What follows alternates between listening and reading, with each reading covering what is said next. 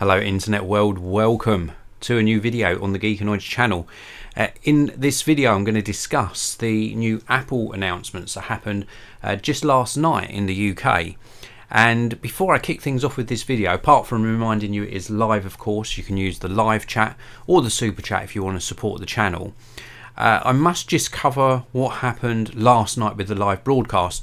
I was doing a live reaction. I was watching the Apple event and the Apple announcements and giving you my live reaction. Very bad internet connection for me last night, and I was really disappointed with the quality. I thought it was better to stop doing the live broadcast and to switch across to Twitter, so I gave you my live reaction on Twitter. If you don't follow me on Twitter, please do. I'm Geekanoids there. I'm pretty much Geekanoids on every single social media platform.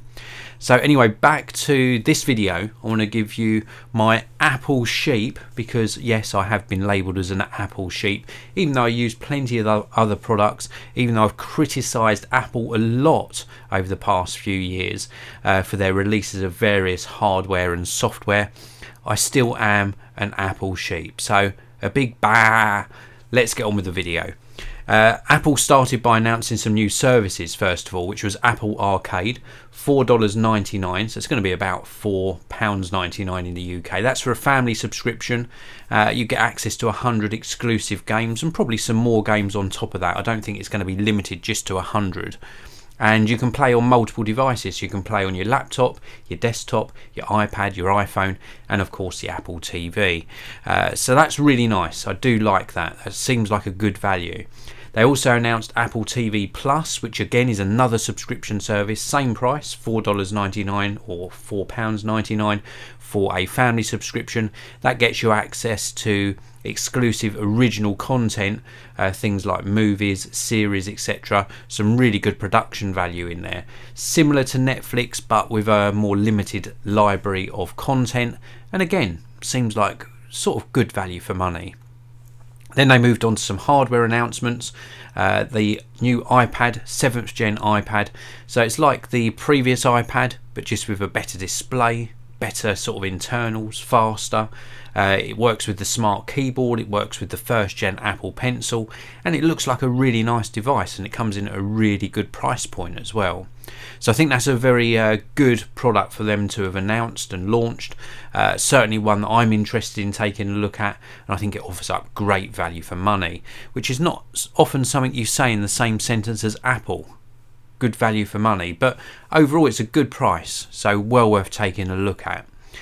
Then they announced a new Apple Watch, the Apple Watch Series 5, and I think they're doing really well with the Apple Watch. Although I'm not a fan of smartwatches in general, I tend to wear traditional wristwatches.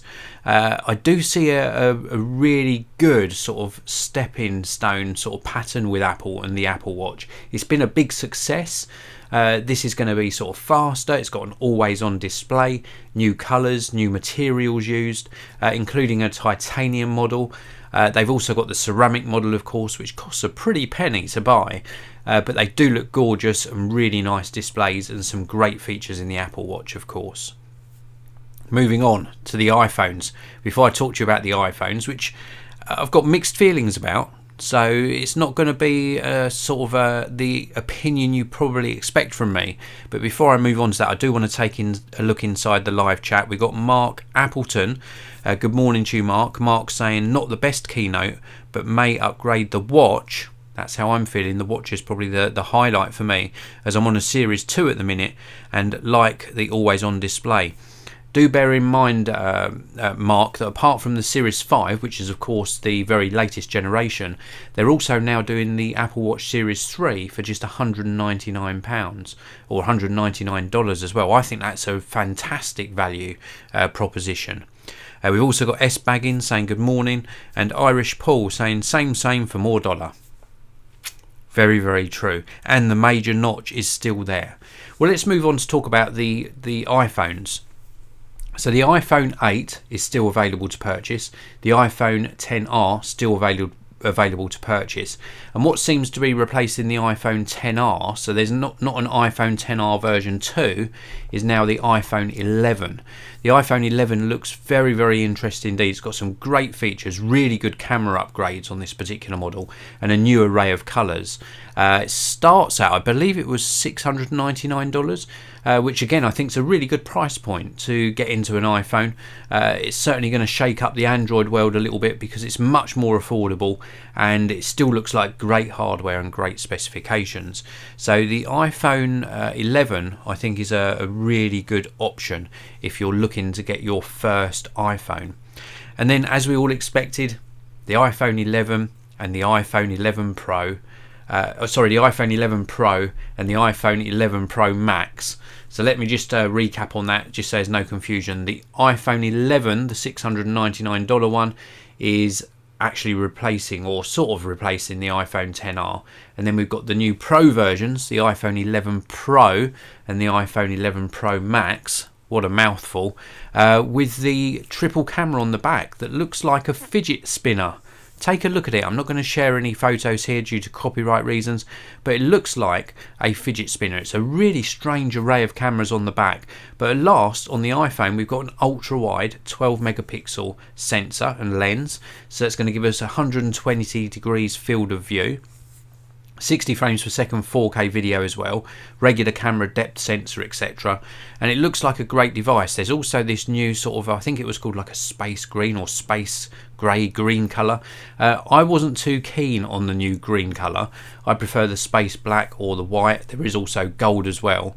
But the pricing and the screen on the front is what becomes a sticking point with me.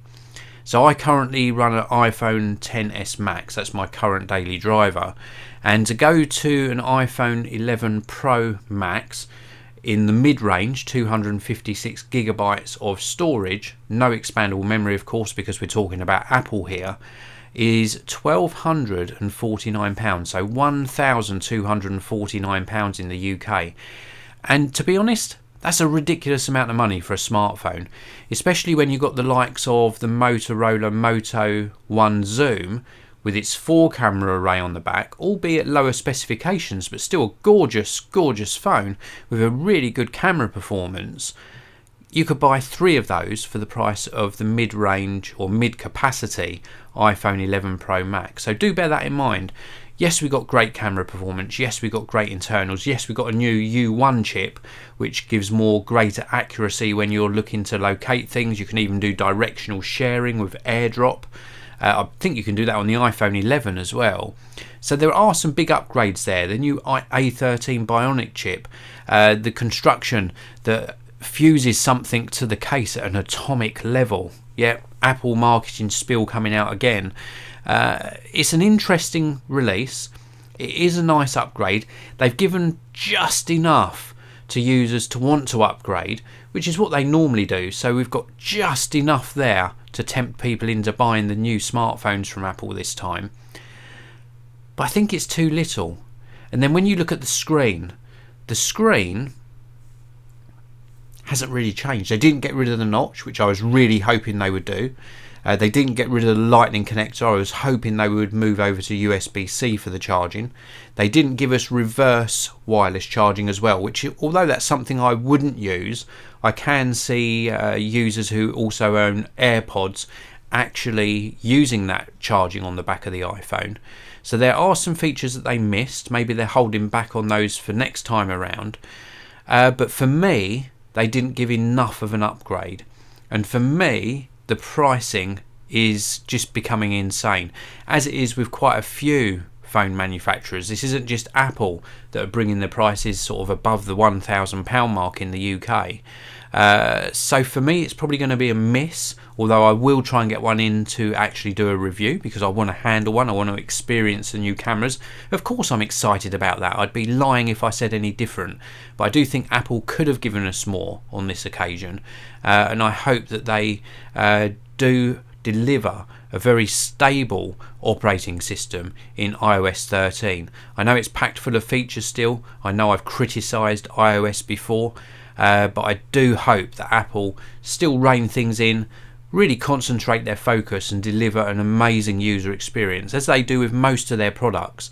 So even though I'm very critical about this release, sort of user satisfaction is very high with Apple products. So I do think they will deliver a good experience to users.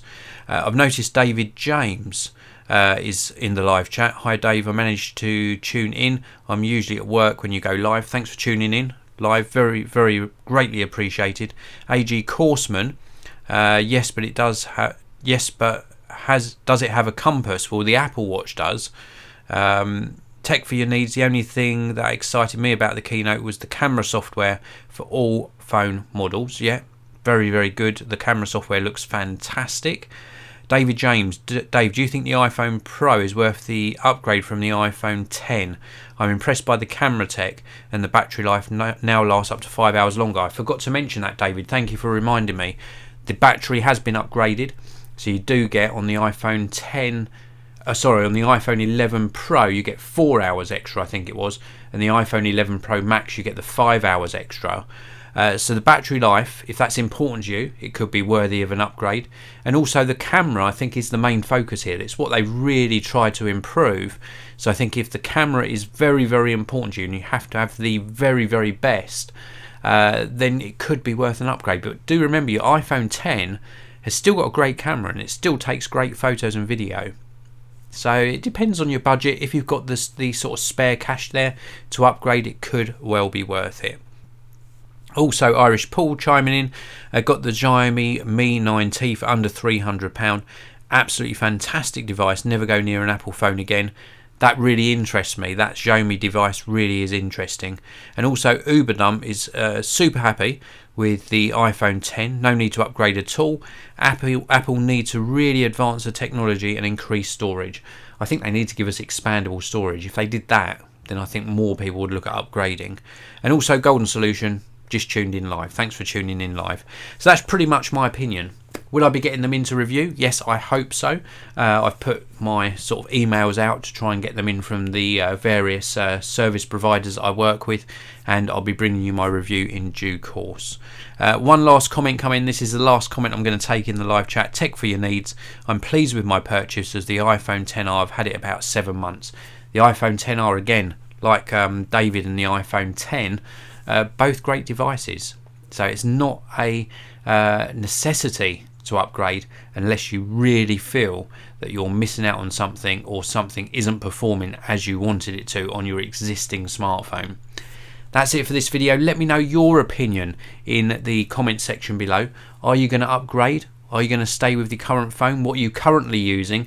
And what do you think of Apple's announcements on the new iPhones and the new iPads and the new Apple Watch? Let me know in the comment section below. Hit like on this video if you enjoyed it, and don't forget to subscribe. I publish a new tech video pretty much every single day. Thanks for watching, everyone. I'll see you in another video very soon.